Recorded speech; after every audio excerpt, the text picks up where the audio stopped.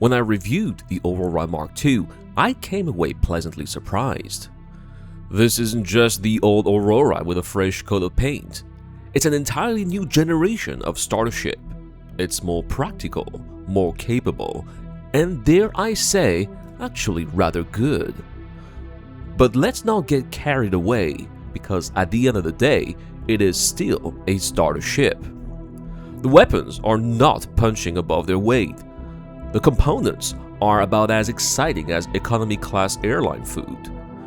And while it'll happily take you from A to B, nobody has ever looked at an Aurora and thought, now that is a machine to strike fear into the hearts of outlaws. Or have they? Because Star Citizen has changed. With Alpha 4.9 giving us the ability to craft our own ship components, a rather ridiculous question popped into my head. Just how far can you push the cheapest starter ship of the game? Can clever engineering turn this humble little runabout into something genuinely formidable? Or is it simply the space equivalent of fitting racing tires to a lawnmower? Well, today, we're about to find out. By default, the Aurora Mk II comes equipped with 4 size 2 CF227 Badger laser repeaters delivering 669 sustained damage per second.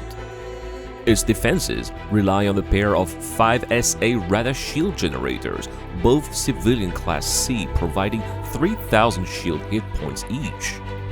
Keeping everything powered is a class C civilian Powerball power plant, producing 14 peeps of power. It's a perfectly sensible specification for a starter ship.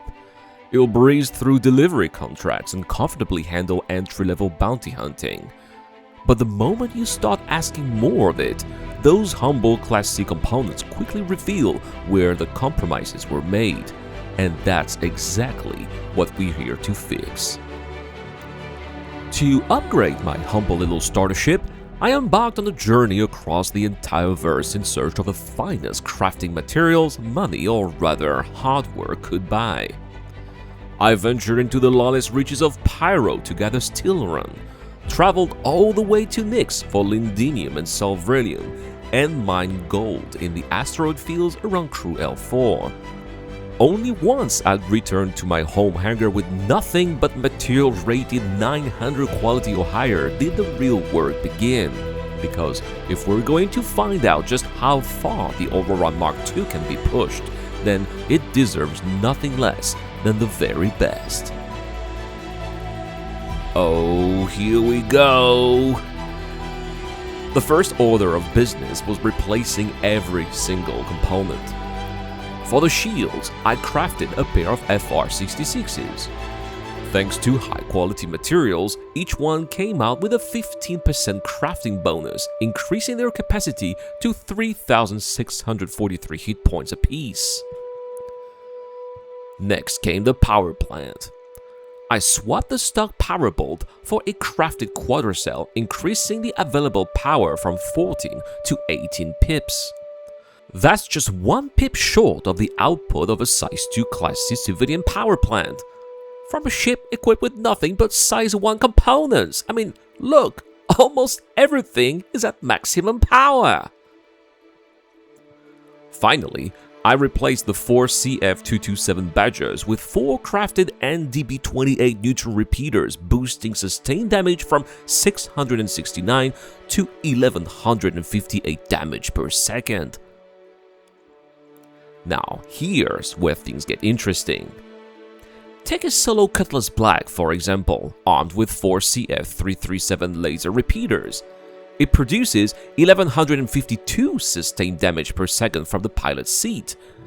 In other words, this tiny Aurora Mk II actually delivers more pilot-controlled firepower than the solo Cutlass Black. Think about it for a moment. It now has almost the electrical output of a size 2 power plant, shield generators that now outperform a Class C size 2 industrial shield, and enough firepower to edge out a solo Cutlass Black. Now that is what I call punching above its weight.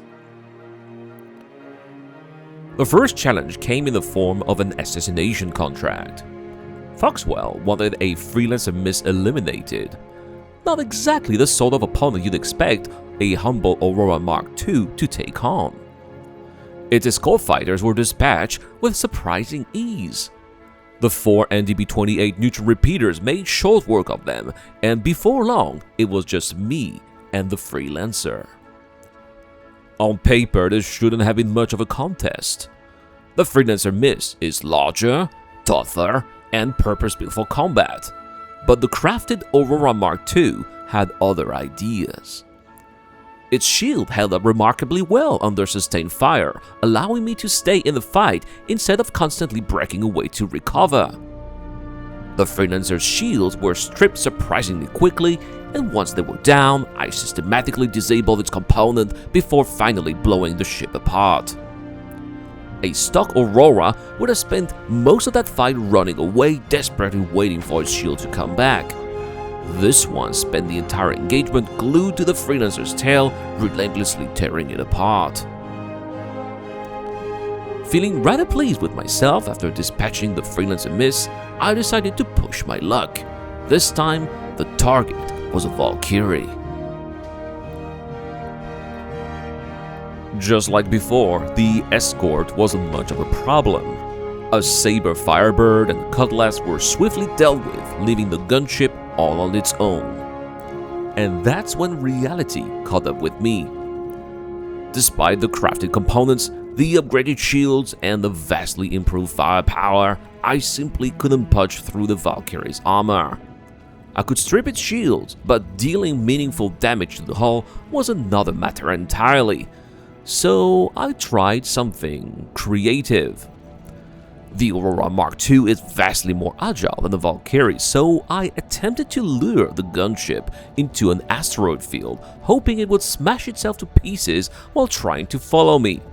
It didn't.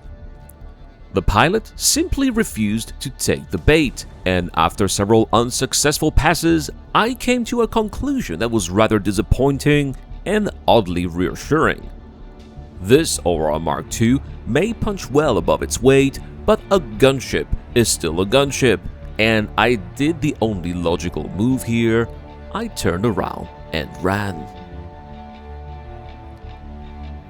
So, after traveling across Stanton, Pyro and Nyx in search of the finest crafting materials, spending countless hours refining them and fitting the very best components I could build, was it worth it? Absolutely. The Aurora Mark II will never become a heavy fighter, and no amount of crafting is going to turn it into a gunship killer. As the Valkyrie so kindly demonstrated, there are still some fights that are best avoided. But that's not the point. The point is that crafting has transformed what this ship is capable of. What was once little more than a stepping stone into the Star Citizen universe has become a genuinely competent combat ship. It has the firepower to outperform a solo Cutlass Black, shields that can comfortably absorb punishment a stock Aurora could never survive, and enough endurance to take on contracts that simply wouldn't have been realistic before. And that's what impresses me the most. Not that the Aurora Mark II can beat everything, but that, for the first time, I genuinely forgot that I was flying a starter ship. Crafting doesn't just make the Aurora Mark II better, it changes what the Aurora Mark II is. And if this is what one of the cheapest ships in the game is capable of with enough time, effort, and engineering, I honestly can't wait to see what we can build next.